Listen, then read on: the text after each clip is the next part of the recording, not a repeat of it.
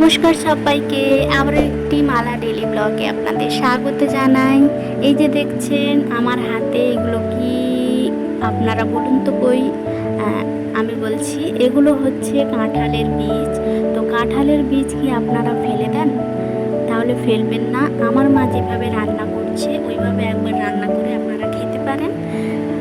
আর এই দেখুন কাঁঠালের বীজগুলো ভালো করে খোসা ছাড়িয়ে মা এরকমভাবে কেটে নিয়েছে। আর এটা হবে পুঁই ডাঁটা, পুঁই পাতা আর আলু দিয়ে একটা মাখা মাখা তরকারি করবে। তো দেখতে থাকুন আপনারা পুরো ভিডিও।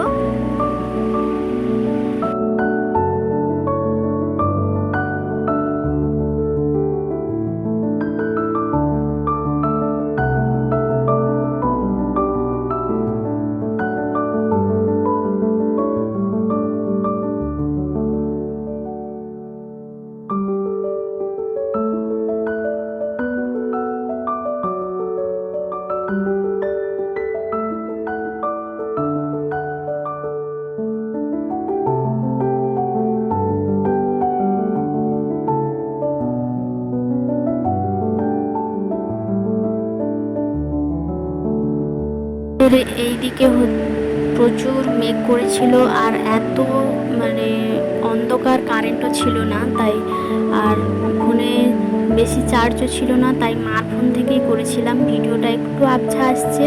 এখানে আমি বলে দিচ্ছি কি কি করেছিল মা। প্রথমে মা কড়াইতে তেল দিয়ে দিয়েছিল 5 ফোড়ন, দিয়ে দিয়েছিল গোটা শুকনো লঙ্কা, তেজপাতা আর দিয়ে দিয়েছিল কেটে রাখা পেঁয়াজ কুচি।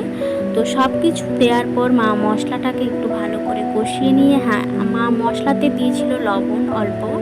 তো তারপর যেগুলো কেটে রাখা ছিল কাঁঠালের বীজ, পুঁই ডাঁটা আর আলু, এইগুলো দিয়ে একটু ভালো করে নেড়ে চেড়ে তারপর এর মধ্যে দিয়ে দিল হলুদের গুঁড়ো। দেওয়ার পর আরও একটু ভালো করে এটাকে কষিয়ে নিতে হবে মশলার সাথে।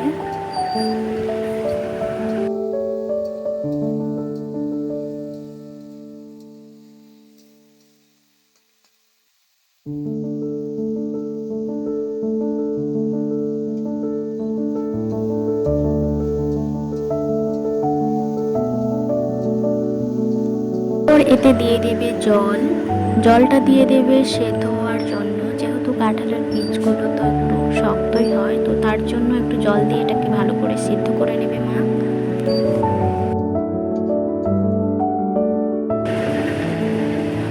এইটাকে ঢাকনা দিয়ে হালকা সিদ্ধ করে নিয়ে এইভাবে জলটা শুকিয়ে শুকিয়ে আসবে।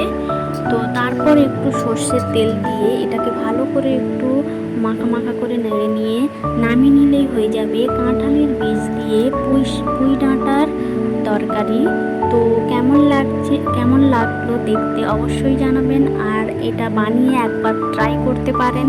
সত্যি বলছি অসাধারণ লাগে। তো কাঁঠালের বীজ অনেকে ভাবে বীজ খেতে চায় না, ফেলে দেয়। তো এইভাবে একবার রান্না করে খেতে পারেন। আর কাঁঠালের বীজ আরও অনেক পদ্ধতিতেই রান্না হয়, তো মা আজকে এটা দেখালো। ভালো লেগে থাকলে অবশ্যই অবশ্যই কমেন্ট করবেন, অনেক অনেক ভালোবাসা দেবেন আমার মাকে। তো কারণ সব কিছুটা মাই করে।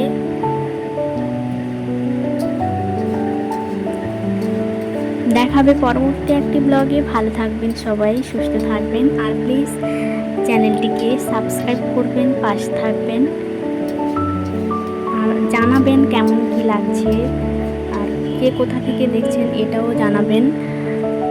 থ্যাংক ইউ সবাইকে, আজ এই পর্যন্ত।